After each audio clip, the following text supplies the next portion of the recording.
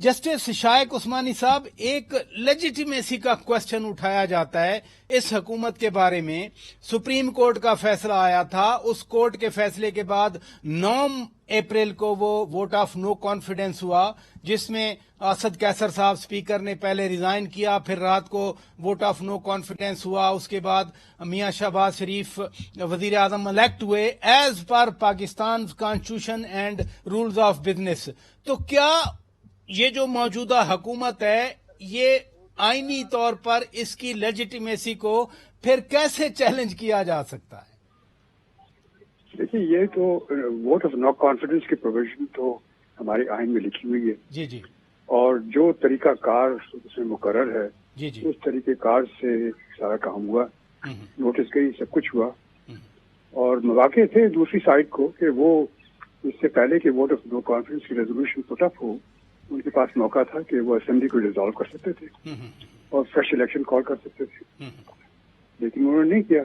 تو وہ انہوں نے انتظار کیا، یہ ہونے دیا سب کچھ. اور پھر بعد میں وہ اسپیکر صاحب نے اپنی طرف سے ایک نوٹ لکھا وہ اور اس کو برخاست کر دیا ساری اسمبلی کو. تو وہ یقیناً آئین کے مطابق نہیں تھا، اور اس پہ جو فیصلہ کیا گیا تھا وہ صحیح فیصلہ کیا گیا تھا. اب اس کی وجہ سے جو حکومت قائم ہوئی وہ بالکل آئینی تھی، بالکل صحیح تھی. اب فرق یہ پڑا کہ جو معمولی ہونا یہ چاہیے تھا، ساری دنیا میں ڈیموکریسی بھی ہوتا ہے ووٹ آف نو کانفیڈنس میں، کہ پھر جو پارٹی کے پاس زیادہ ووٹ ہوتے ہیں وہ حکومت میں آ جاتی ہے، دوسری پارٹی اپوزیشن میں بیٹھتی ہے. ایگزیکٹلی. لیکن یہاں پر پی ٹی آئی نے انکار کر دیا اپوزیشن میں بیٹھنے سے. تو خود ہی انہوں نے اسمبلی چھوڑ کے وہ چلے گئے. تو اب اس صورت میں تو کسی کا قصور نہیں ہے، جو حکومت ہے وہ رہے گی. اب اس کے بعد وہ یہ کہہ رہے ہیں کہ الیکشن کرواؤ.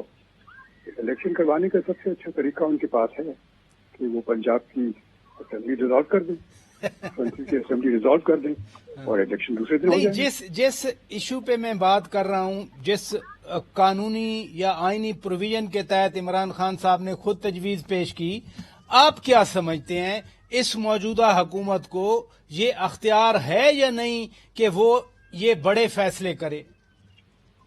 بڑے اور چھوٹے کی بات نہیں. دیکھیے، جو حکومت آئینی حکومت ہوتی ہے یہ اس کا حق ہوتا ہے، اس کا رائٹ ہوتا ہے کہ وہ سارے فیصلے کرے.